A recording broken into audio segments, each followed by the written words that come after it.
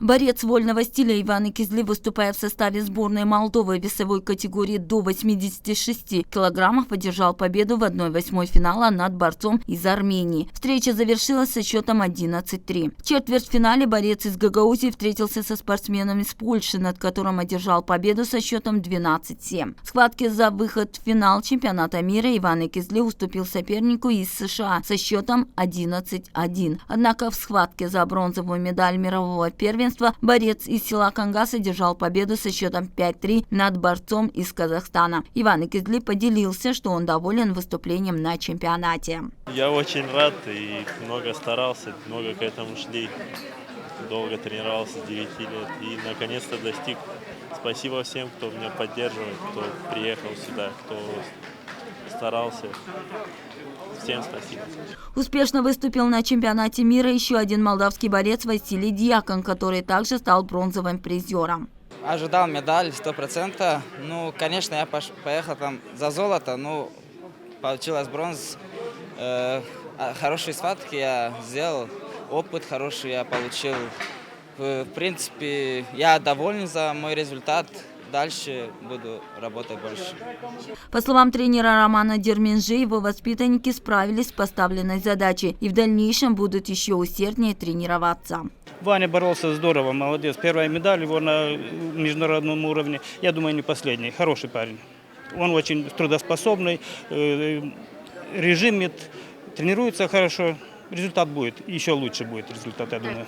В зале ожидания аэропорта было оживленно, так как встречать победителей пришли представители Министерства образования, профильных федераций и общественных организаций. Секретарь Министерства образования Молдовы Сергей Гурин отметил, что гордится успехами спортсменов. Это почетно для любой страны. 3-е место в мире. Считайте, с каждой страны лучший спортсмен приехал на чемпионат мира.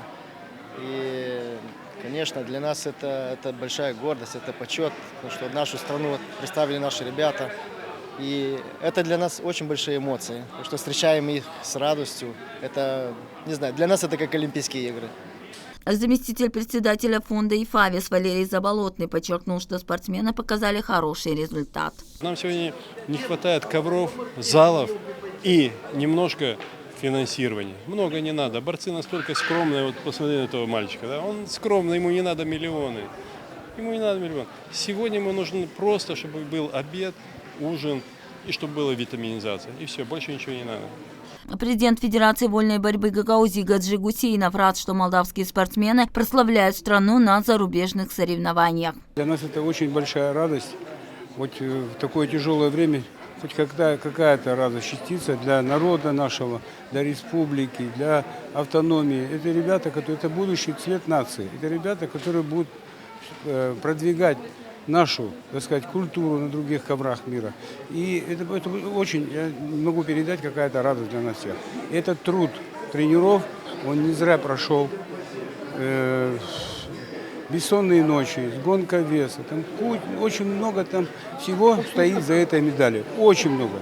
И тренера, и, значит, медицина, и все туда в это входит. Это так не скажешь, но это в первую очередь это труд. Начинал свой спортивный путь Иван Кизли именно с тренировок на ковре в своем родном селе Кангас. Его первым тренером был Сергей Стефу, который вспоминает своего воспитанника и гордится его успехами. Он полюбил этот вид спорта, он начинал заниматься, тогда был маленький, но был талантливый ребенок. И мы сегодня за него очень рады, потому что он долго шел к своей медали. Он очень трудолюбивый парень.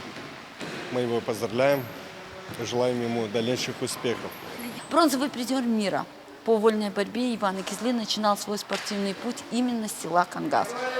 Затем перешел учиться в региональный спортивный лицей, где вот на этом ковре, где сейчас тренируется молодое поколение. Он также каждый день тренировался для того, чтобы достичь своих больших высот в спорте. Сейчас он тренируется в сборной Молдовы в Кишиневе. Шаг за шагом он добивался вот таких своих сперва мелких побед на республике.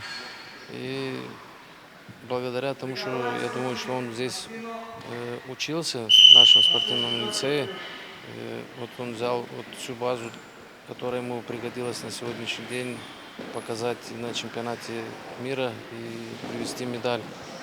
Это нас очень радует, он нас очень сильно обрадовал этим, что завоевал бронзовую медаль.